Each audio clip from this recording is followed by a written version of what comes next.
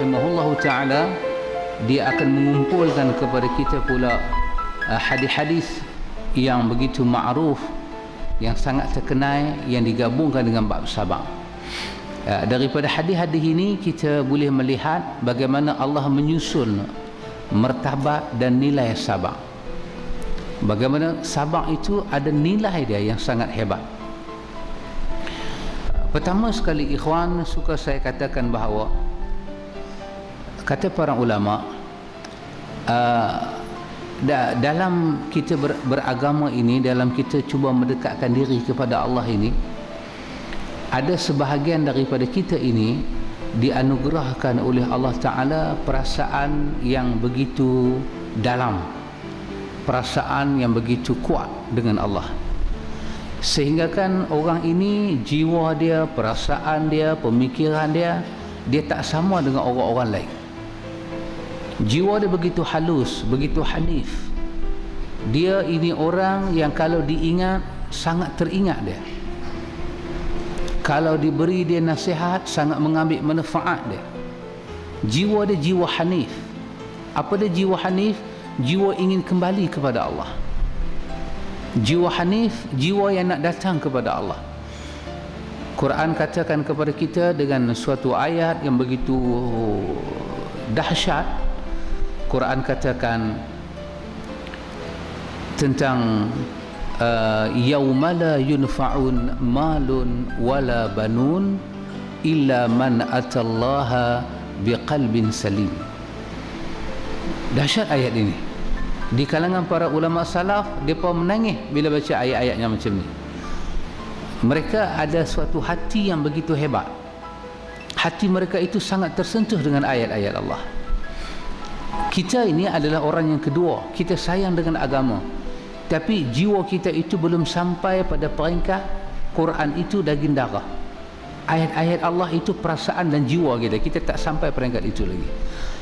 Tapi kita tahu makna Al-Quran, kita tahu maksud Al-Quran, tetapi Quran itu belum macam, dia belum wajilat qulubuhum, dia macam belum touch kita punya hati, dia belum. Kita tahu, kita baca ayat Quran, kita tahu neraka, kita tahu syurga, tapi kita tak sampai, jiwa kita ni mendidih, hati kita ni jadi gerun, jadi takut dengan ayat-ayat Allah, dengan ayat-ayat Allah, belum lagi.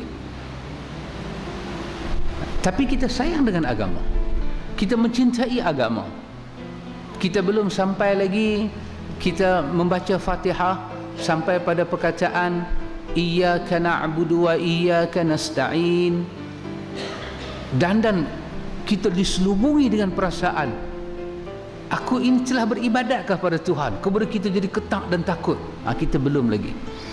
Dan kita mengharapkan sebelum jasad ini dikafan dan nafas ini dihentikan fungsi dia, kita dapat sikit daripada rahmat dan kurnia Allah itu. Amin.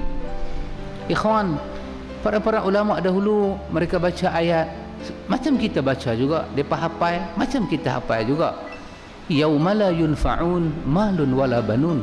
Kita pun tahu bahas maksud ayat itu apa, tetapi ayat itu dia tidak menyentuh, dia tak masuk, dia sentuh jantung kita, dia belum lagi. Allah sifatkan innamal mu'minuna alladhina idza dzukirallah wajilat qulubuhum. Itu belum sampai lagi, dan kita mesti ke arah itu. Kita orang yang sedang bergerak ke arah itu. Kita nak mencari kebaikan-kebaikan di dalam hidup kita ini. Ulama-ulama dulu bila mereka baca ikhwan sampai ayat ini, mereka berhenti, dan ada yang menangis teresa-resa, ada yang menangis sampai tak boleh nak menapah. Kerana apa? Kerana seolah-olah bahasa itu ada jari menyentuh jantung mereka, dan terasa betapa harta dan anak-anak yang kita kasih dan kita usahakan untuk hampir hidup ini, untuk itulah dikatakan akan datang hari di mana dia akan berhenti sebentar manfaat dia. Bukan berhenti terus, tidak. Harta akan membantu tuan dia di hari akhirat kalau disalurkan kepada betul, tetapi akan terberhenti seketika, saat akan terberhenti. Ketika itu akan dibicarakan tentang illa man atallaha biqalbin salim, tentang jiwa manusia, hati manusia yang datang kepada Allah dengan jiwa yang Islam, jiwa yang tidak ada syirik, jiwa yang tidak ada buruk sangka kepada Allah, jiwa yang mukmin. Maka sebahagian para ulama menyatakan jiwa yang salim inilah jiwa yang di dalamnya ada sabar. Nanti kita akan tengok dalam hadis kita baca malam ni, apakah kalimat yang Nabi sandarkan kepada sabar itu, yang bila kita miliki sabar, kita akan rasa percikan dia, kita akan rasa sifat dia tu menyelubung kehidupan kita. Subhanallah. Maka pada hari kita balik bertemu Allah, maka Allah mula nak melihat illa man atallaha biqalbin salim. Hilanglah manfaat anak sebentar, hilanglah manfaat harta sebentar, yang betul-betul total yang boleh bagi manfaat kepada kita ialah jiwa yang salim, qalbin salim. Maka apa itu qalbin salim? Di antaranya ialah qalbin salim, qalbun yang ada di dalamnya sabar.